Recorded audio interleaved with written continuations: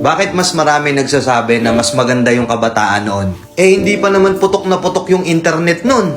Hindi pa putok na putok yung Facebook, wala pang TikTok, wala masyadong entertainment sa social media. Pero bakit mas maraming nagkiklaim na mas masaya yung generation noon? Kasi kahit ako, aminado ko na mas naging masaya ako nung kabataan ko noon kung ikukumpara ngayon na puro social media na lang. Kung ikukumpara ngayon na puro internet na lang.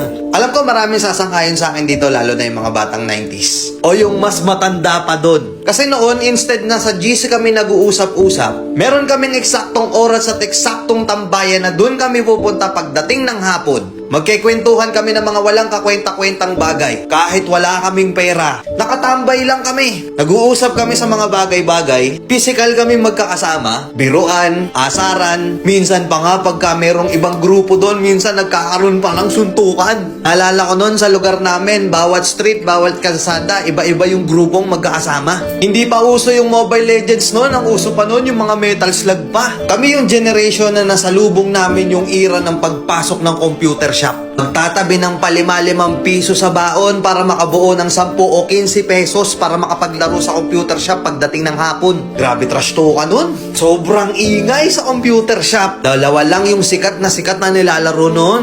Dota tsaka Counter. Wala pang GC sa Facebook nun. Pero alam namin kung kailan yung call time namin para magkita-kita kami ng mga kaibigan namin noon. Hindi pera ang currency namin noon. Pakapalan ng text at pogs ang basehan noon para malaman kung gaano kakalakas noon. Meron ba sa inyong mga nakapaglaro na noon? May Jolen, pupunta ka sa tindahan, kukuha ka ng tansan, bubutasan mo, gagawin mong sipa. Kada dadating yung Pasko, hindi pwedeng hindi ka magpapabili ng pellet gun. Kami yung mga kabataan noon na hindi pwedeng hindi kami mawawalan ng sugat sa katawan. Sub-sub dito, sugat-sugat na tuhod, at kung ano-ano pang sakit sa katawan. Napakasaya noon kasi ang kasiyahan namin noon sobrang simple lang. Kahit wala kaming pera, basta kompleto ang tropa, okay na okay na. Yung tipong pupunta ka sa court, makikipagpustahan ka, kahit yung pusta is tubig lang, palag-palag na. Ibang klase yung tuwa at saya, lalo na nung nakikipaglaro ka pa ng luksong baka at Tom Sawyer pa. Nakakamiss, di ba?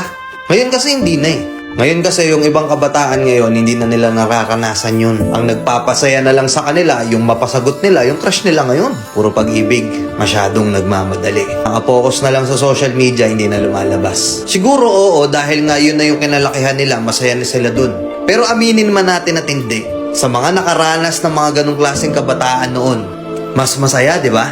Na kahit gutom na gutom ka na maghapon, may palo ka pa pag-uwi. Hindi yun mahalaga, ang importante kahit gusgusin na yung itsura mo, as long as makalaro mo yung mga kalaro mo, okay na. Masaya ka na. Nakakamiss lang balikan. Tapos ngayon yung buhay natin hindi na ganun kasaya. Hindi na ganun kasimple.